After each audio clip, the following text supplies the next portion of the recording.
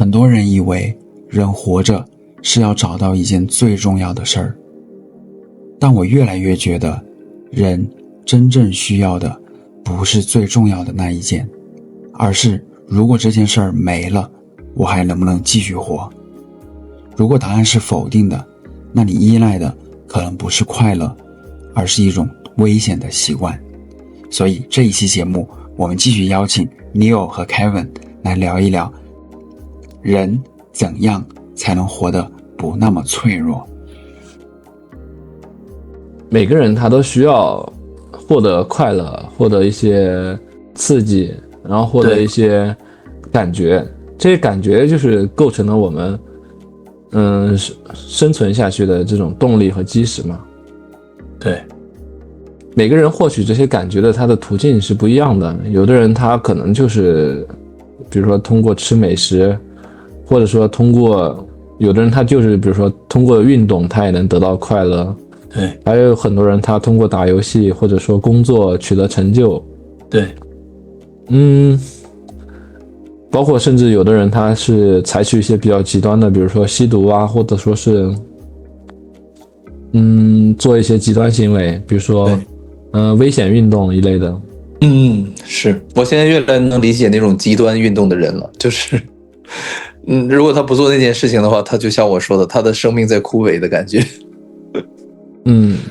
其实这些东西都可以归结为一种路径依赖吧，就是因为你长久的习惯和你长久的这种惯性选择，已经让你形成了这种路径依赖了。比如说你的快乐只能从吃东西，或者说是睡觉，或者说是打游戏才能获得，或者说它是你主要的快乐来源。所以这个时候如果你让一个人去戒掉这些东西，你就跟杀了他没什么区别。其实最重要的不是让他马上戒掉这个东西，而是去开辟一些其他的途径，去缓和他这种路径的这种依赖性。是，就比如说你就跟我们工作一样嘛，比如说你赚钱都是从这个 A 公司赚到的，那 A 公司如果开除掉你的话，你可能就没活路了嘛，对不对？如果你能够在 B 公司或 C 公司也能赚到一些钱，那其实 A 公司对你来说没有那么要命了，对吧？至少你离开它你也能活下去，对不对？对，或者现在很多人做一些很多的副业，那可能最后的收入都可以超过主业这样的。对，就是其实人活着就是不要让自己就是陷入到一种特别依赖的关系当中，就是不管是你依赖某一个行为，还是依赖某一个人，或者依赖某一个组织，都是这样的。就是如果你一旦特别依赖这种，那么他其实就拥有了你的这个生死大权，是，懂吧？对吧？是，就是我感觉你说的其实是一种更成熟的人，就是他就是经历了很多，然后他看开了很多，他不会再就是过于的期待某一些东西，或者说靠特定的一些方式让自己能活下去。他可能会变得比较敞开，或者说比较这种随遇而安吧。就比如说我们常规的思想就是我们都在城市当中去生活，对吧？如何去结婚生娃，然后买房之类的这一套逻辑。但我发现现在很多人会觉得，那其实这套逻辑我不按照这套逻辑走的话，我也可以活着，甚至也可以是快乐的幸福的活着，对吧？有的人选择这样啦，或者那样啦，去农村造房啊，或者去荒野盖一个木屋啊，或者有的就是找一个我生活成本特别低的城市地方我去躺平啊，对吧？甚至我看 B 站有一些说叫挂壁嘛，就是对吧？就是低成本生活，然后就感觉就是咱们表面上看起来好像比较落魄嘛，或者怎么样一种低欲望低满足的状态，但是在我看来就是那他觉得舒服就挺好的嘛，对吧？就是其实你说你接着说吧，你是不是没说完？没，我就是说其实我一开始也是觉得哇，这个好落魄呀，这种生活方式，对吧？会带有一种评判或者说去可怜他的那种状态。对，然后通过你刚才说的那些话之后，那些道理之后，我一联想到，其实他们可能是更成熟的选择，或者说更成熟的一种状态，就是他能够接受自己的生活所谓的落魄到什么程度啊，或者说低欲望到什么程度啊，他不一定要在大城市这种供给下才算是一个精彩的人生。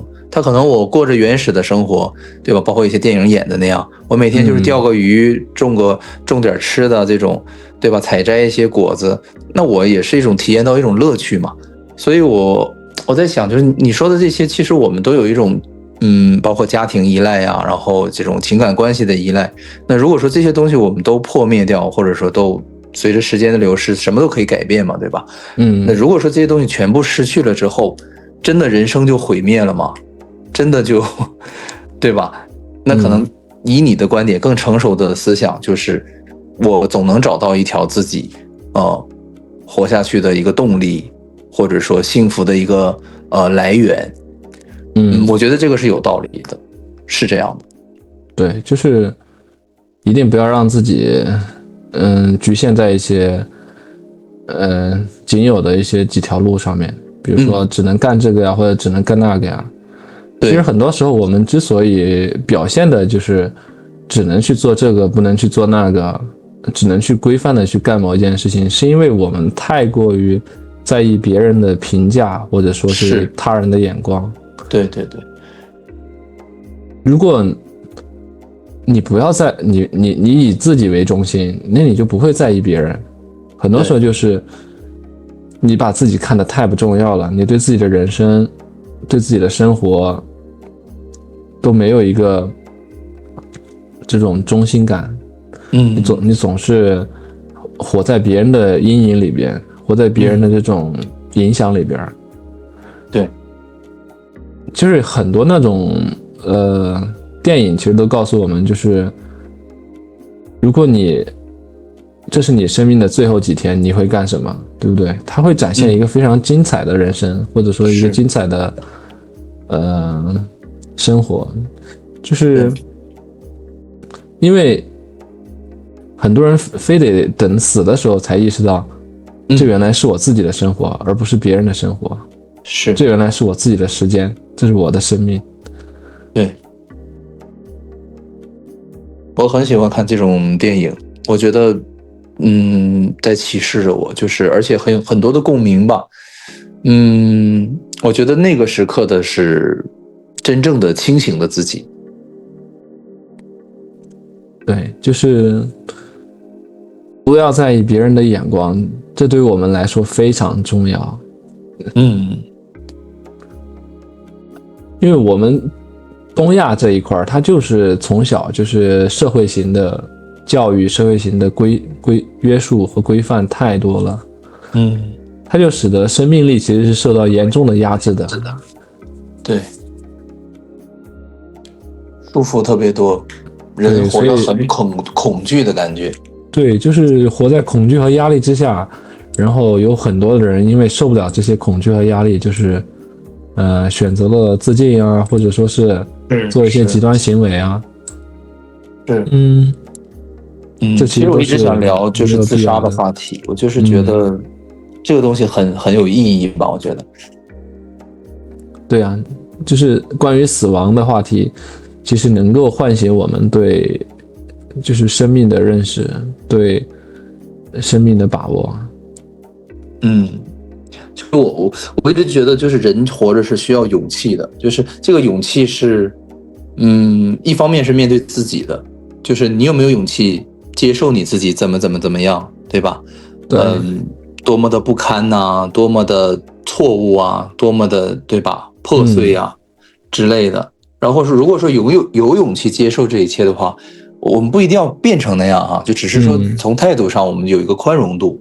然后我就觉得，那这样的你其实是更强大的，或者说是更自由的，因为你给自己留了一个很大的一个生命的空间，你不再那么的紧绷了，就是你变得更成熟了。这种成熟就是一种类似于波澜不惊的感觉，就是你们谁不要想着再吓到我了，就是我没有那么胆小了呀，或者说那么脆弱了，我已经变得很有韧性了。你即使把我摔到地上，我也不会破碎，我也还是原来的我只是可能稍微震动一下，对吧？我变点形，但是你给我一段时间，我还是可以恢复成原状。就我的韧性，生命的韧性变得很强了。对，因为很多自杀的人其实就是很刚烈的人，他的这种强度特别强，他的整个人生是非常追求圆满啊，或者说有一定要求的，然后遇到了一件事情，他就整个就碎掉了。对，就是身边很多人你会发现，就是生活有很多不满的人，他们都是对自己要么有要求，要么就是对外在有很多要求。对。但其实这个世界它很矛盾，就是它这种矛盾还不是主观性的矛盾，它就是一个客观性矛盾，基本上是不可改变的，就是人就是有缺陷的，然后外在的世界也是有缺陷的，而且这些缺陷是你永远都消解不掉的，就是对它总会有这样那样的缺陷，这些缺陷你用任何方式你都改变不了。对，你唯一的方式就是接受他们。就是我一直在想一件事，就比如说从古代吧，开始，就是这几百年来，社会制度在改变，然后可能就是法律啊各方面都在改变，然后人们一直在想所谓的分配方式的问题，对吧？社会主义、资本主义、共产主义。然后但是我就是观察这些影视剧吧，就是说我会发现哇，就原来在物质那么匮乏的年代，科技那么落后的年代，依然有着巨大的这种所谓的贫富差距。就是你就会发现那个时候就是已经有这种什么大豪宅啦或者之类的，对吧？我们都知道当官的怎么样，做商人呐，甚至是在那个就是秦国的那个年代，就是战乱的年代，还没有统一的时候，就已经出现这种巨大的贫富差距了。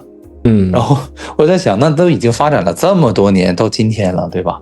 好几百年的时间，但其实这个问题根本没有解决，或者说，也许这根本就不是一个问题，因为其实我们都懂的，就是大家都会觉得贫富差距这个东西让人很难受。对吧？会觉得那为什么他买一个包就花20万，一个表花70万？那我可能我这一生我都见不到那么多钱，对不对？我努力一辈子，我开网约车呀，我干代驾呀，我送外卖啊，对吧？我得赚多久才能换来那个富人的一块表？而且人家那一块表可能都不带，就只是众多的藏品之一。然后在这种巨大的财富差距下，我就看到了其实一个什么样的真相呢？就是我们不应该去太在意这个东西，对，或者说我们其实完全可以不在意。因为如果说你现在就是快饿死了，或者说就是快渴死了，或者快冻死了，或者就是真的是衣不遮体，对吧之类的，我觉得有很多的愤怒啊，我能理解。就比如说像非洲什么犯罪率高，对吧？什么抢劫啊、偷盗啊，我觉得，但是在一个相对来讲好一点的国家。那其实人的这种温饱啊，甚至是小康啊，能得到保障的情况下，我觉得其实这东西意义不是很大。就是对我个人而言吧，我觉得，我没有那种欲望，就是你一块表几十万，一个包多少万，那我觉得和我那个，对吧，200块钱的包也没有什么区别，都是装东西嘛。我觉得我那包也挺好看的，当然可能在他们眼里就会觉得，那你那东西都拿不出手或者之类的。但我觉得其实这就是一个观念的问题。那就像说，我打一个不好的比方哈，就比如说一个人天生丑陋，那他就不能出门了吗？对不对？是不是这个道理？是这个，是很多东西它是天然存在的，就比如说贫富差距，比如说你说的相貌，这都是天然的东西，就是从古至今，从盘古开天到现在为止，一直都有。然后呢，如果你在这些上面投入了太多精力，其实这些精力都是白白浪费掉的，因为你对它的改变，对，就是零。对，就比如说样貌，你这个东西改变不了啊。对，当然有的人可能说啊，我去整容，但是也没好看到哪去，其实有一些。当然我们这是个例子，这个例子没那么严谨，但是其实有很多东西它是真正的不可改变的。是，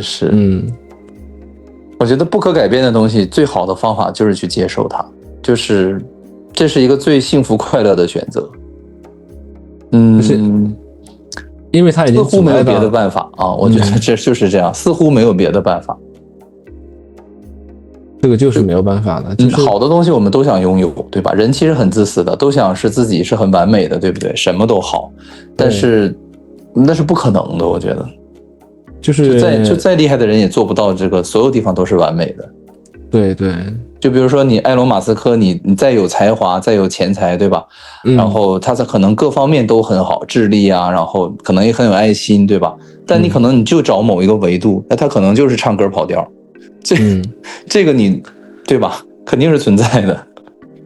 对，就是每个人都有自己的优缺点，就是你千万不要让自己的缺点占据了你太多的注意力。如果你的精力都放在你的优点上面，其实别人会更看到你的优点，而不会去关注你的缺点。是。而你自己关注那些缺点，或者关注外在世界的缺陷，它其实会阻碍你，让你自己无法成长，也无法在世界中前进。对，是这样。就是可能自己更在意自己的那些缺点，或者说觉得不光彩的那些地方，但是在别人看来，可能他其实更愿意关注到的你的闪光点。对，就每个人都是多姿多彩的，他有长有短的。如果大家都是长，或者都是短，或者都是美貌，都是丑陋，这世界也太无趣了，是不是？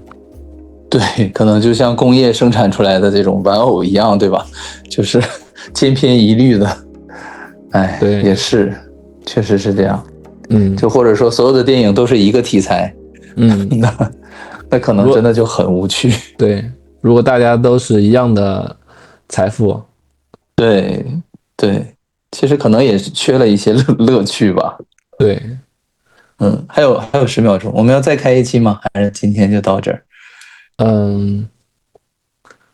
开一期也可以。好，你看时间哈。好，要是累了就休。好，非常感谢啊！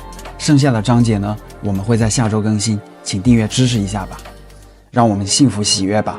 因为我们如今正在经历的疯狂，实际上是一种幻象，它逼着越来越多的人觉醒。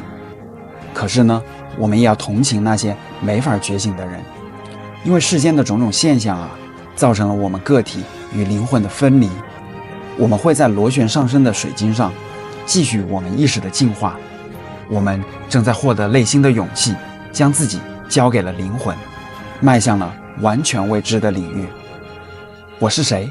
我来到这个世界上究竟要做什么？进化的新阶段已经开始，意识到无限的爱会让我们开启一场前所未有的灵魂旅程。